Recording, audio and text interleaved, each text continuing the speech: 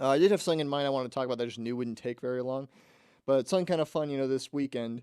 So earlier in the week period between shows, I'd went and saw The Room in a theater that they were showing it. The horrible movie. Well, I personally like it a lot, but it's technically bad, but it is a horrible movie, but a good horrible movie. And they were showing it. I'm going to give a shout out to the Palouse Cult Film Revival, the Kenworthy Performing Arts Center in Moscow, Idaho, is where I saw it. And it was pretty interesting. I saw it with a few people, and it was pretty interesting because, first of all, Greg Sestero was there, who, if you don't know, is the actor who plays Mark in that movie. Um, and I thought that was a bit funny that I didn't think he would be coming at first because he's somewhat of a big deal in terms of like the kind of cult phenomena around bad movies that I guess I'd say I'm a part of because he wrote a book that was turned into a movie, an Oscar nominated movie about his experience in the movie. So I didn't think he would be there, but he actually was. Or not in terms of like I thought they were lying on the on the flyer or whatever, but just in terms of I would have not guessed that he would have been, but he was.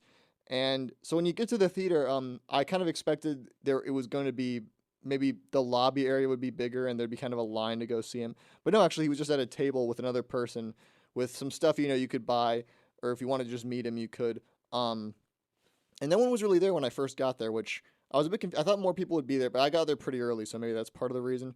But yeah, I mean, I was happy about that though because there wasn't a line, there wasn't anything like that. I could just walk up and go say hi to him, and he was a nice guy. And I mean, we didn't like talk for a long period of time or anything. It's not like he pointed at me and recognized my show and was excited to meet me actually. Although I could have, I guess, lied and said he was, but no, he was a good guy. He signed a shirt that I got.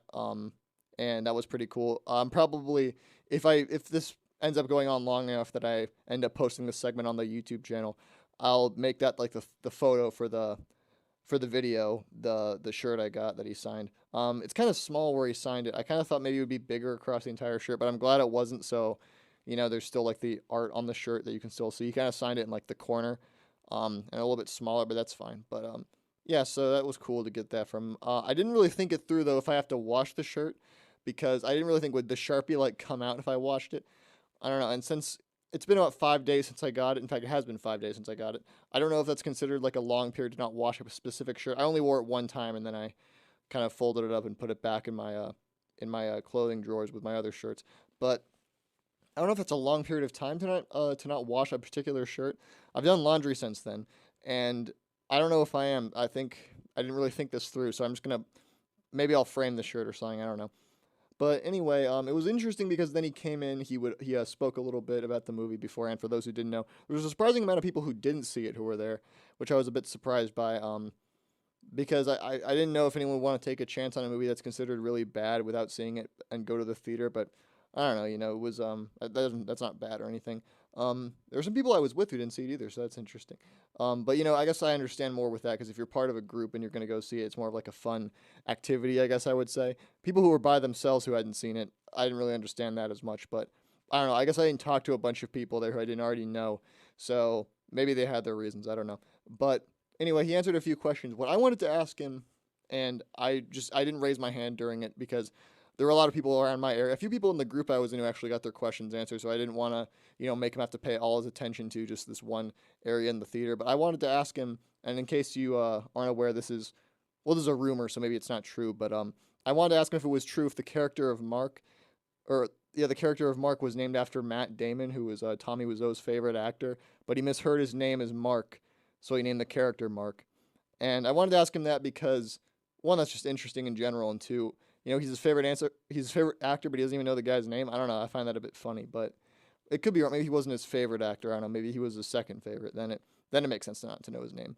But anyway, then the movie kind of went on, and something interesting is for those who don't know, it's kind of tradition at showings of The Room for people to like yell things at the screen. And like a really popular thing is whenever there's a frame photo of a spoon somewhere in the room, people throw spoons at the screen. That's pretty fun. And that did happen here. And the thing with that is, I kind of assumed other theaters that show the movie do, but I wasn't sure. This theater actually encouraged it, which was cool. The other thing that was interesting though is they had these prop bags in the lobby where everyone grabbed one beforehand, and they had quite a few things in it, including a few plastic spoons, which is what they encourage people to throw. And what was funny about it was they had like sort of a little piece of paper in there that said, when there are spoons on the screen, throw a bunch of spoons in the air, to that's like the fun thing of that prompt. And then they had other prompts such as like whenever the sex scenes are happening, to like slow clap to the music.